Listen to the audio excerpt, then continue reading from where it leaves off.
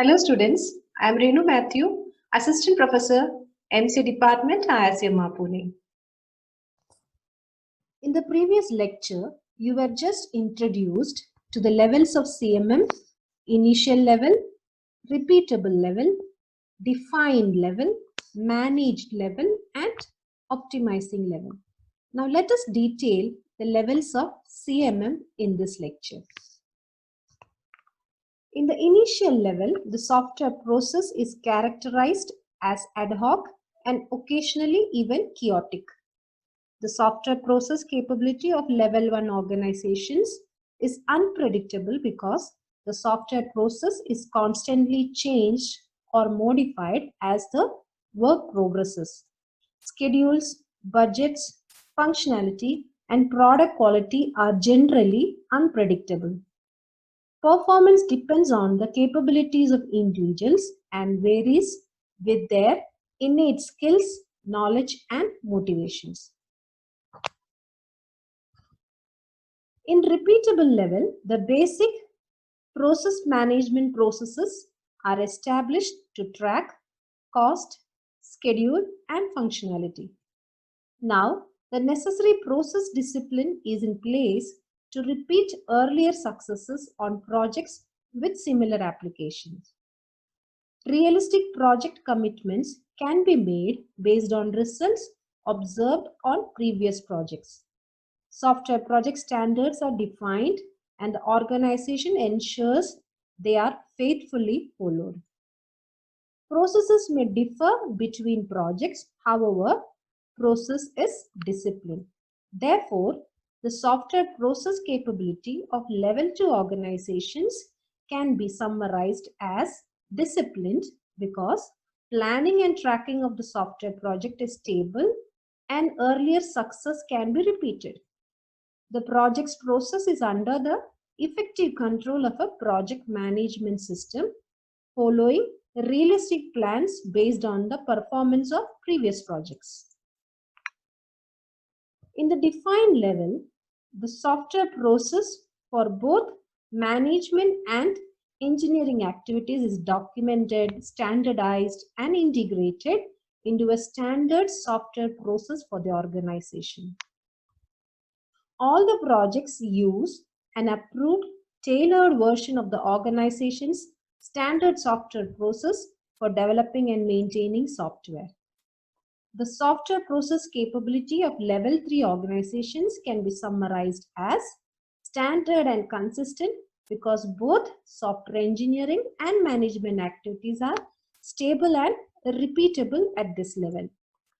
Within established product lines, cost, schedule, and functionality are under control and software quality is tracked. This process capability is based on a common organization-wide understanding of the activities, roles, and responsibilities in a defined software process. In managed level, detailed measures of the software process and product quality are collected. Both the software process and products are quantitatively understood and controlled. This helps in narrowing the variation in process performance to fall within acceptable quantitative bounds. When known limits are exceeded, corrective actions can be taken. Processes are quantifiable and predictable. It will be possible to predict trends in process and product quality. In optimizing level, continuous process improvement is enabled by quantitative feedback from the process and from piloting innovative ideas and technologies. The goal is to prevent the occurrence of defects through causal analysis. Data on process effectiveness is used for cost-benefit analysis of new technologies and proposed process changes.